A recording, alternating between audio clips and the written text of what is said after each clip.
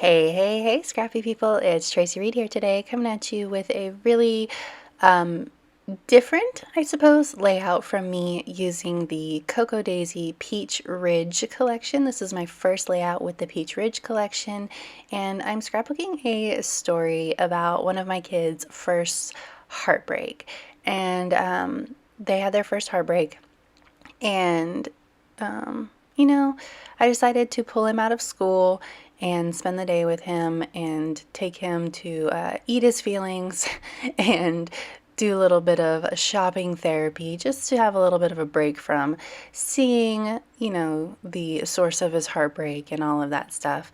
But I didn't want to be intrusive and take photos of my kid while they're unhappy. So I had these photos of what we ate and the shoes that we bought, and they're not that interesting. They're not that great of photos. So I thought that I would make the design of the page interesting to compensate for the lack of really great photos. So what I'm doing, you can see here that I have printed out my journaling in a circle, and I have created two circular frames with little captions as well to frame my photos. And I've sort of, that was the extent of my pre-planning for this layout, and I'm sort of just going to go with the circular composition. There were a lot of circles on the chipboard in the Peach Ridge kit, so I am sort of going with it. And so I have this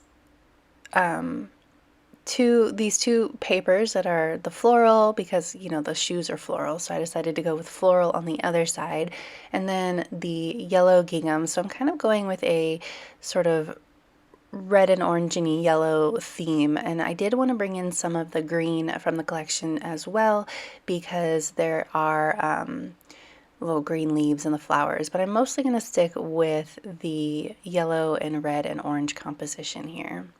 So I'm going to start putting everything down. I trimmed down my papers. I realized that I hadn't trimmed the papers horizontally yet, so they were a little bit too wide. Thankfully, I noticed before I started putting things down. But now I'm going to start just with the basic composition. Decided I wanted to move this in between vertically, those two photos. So now what I'm going to start doing is layering circles on circles and chipboard on circles, and starting to make a composition out of this random assortment of circles. So I have my circle punches out, and I'm going to cut a little half circle with my 1.5-inch circle punch. Unfortunately, my 1-inch circle punch was too small, and my 1.5-inch circle punch was too big to create circles to go behind these larger circular chipboard pieces. So I'm having to sort of make do. I'm going to put this life at the top.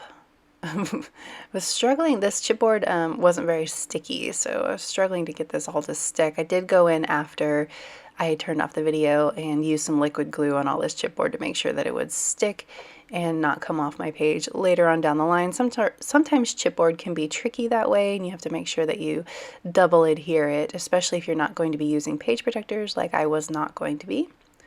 I'm going to repeat the motif at the bottom here with this noted, and I'm going to sort of frame that whole page with these half circles. So the top says life, the bottom says noted, so life noted, and then the middle part says, or the middle chipboard will say, remember this, which will point at my journaling, because this page really is all about the journaling more than anything else, which is sort of a love letter to my kid about teenage heartbreak. Okay, so this page, or this side of the page, was super simple, came together really easily because I had that big circle journaling block. I'm going to add more to it, but the basic composition was fairly easy and came together quickly. But the the right hand side was a little bit more complicated, because all I had was that one photo over there to ground that whole page. And so I'm kind of contemplating what I want to do here on the other side. And I want to add in a title as well. So I don't know really what direction I'm going to head in yet. So Now I'm just playing around with chipboard to sort of contemplate the other side. It's just something I do a lot is I will do small things while I think about the larger problem at hand. I have all the papers on the right hand side there from the whole collection. I decided I'm going to name the collection or the page Heartbreak Remedy. And then I had this idea to use the stitching brushes in the collection to create circles with stitching. And I'm making these like wonky circles because there's some messy stitches in on the stitching brushes as well. Stitching stamps, which is funny because I used to design messy stitching digitally for digital scrapbookers, so this really brought me back to that, and it was so fun. Once I had decided to use these stitches and that this was the direction I was going to go, this page went a whole lot faster. It was like it found its niche, which is really cool because it actually, the stitching kind of reminds me of mending, so mending a broken heart, which the title is Heartbreak Remedy, so that was sort of perfection. I'm going to add stitching to the other side as well, but first I need to figure out the right hand side because it's kind of bothering me. I thought maybe I would take this and move this over here as well, but I really liked the way that it looked on this side, so I didn't want to mess it up. So I'm going to instead take the title and I'm going to wrap it around each one of those circles. So I'm going to start at the bottom here and put Remedy down there. And I wanted to make sure it fit before I started, and it fit perfectly. So I'm just going to fast forward through all of this piecing here because it took a while. So now it says Heartbreak Remedy, and you can see that it takes up a lot of that space as well. So the page is starting to fill in, which is really nice. Thought maybe I would ground that chipboard piece, but that dark brown did not work out well for that. So I'm going to add in some more stitching here as well as some of these other stamps that have like the pins and the safety pins. So I'm going to add in some messy stitching around both the circles, like the pattern circle up here, and then also around the main journaling and photo as well. So we're going to go super fast and speed this up here because all it is a bunch of stamping. But I add matching stamps to this side as well to bring the whole motif together.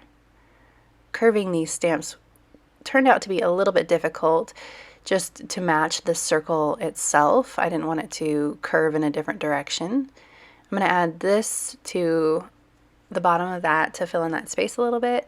And I thought I would add it over there as well, but I decided to add the safety pin instead. And then I'm going to add in a few more stitches around both of the main circles.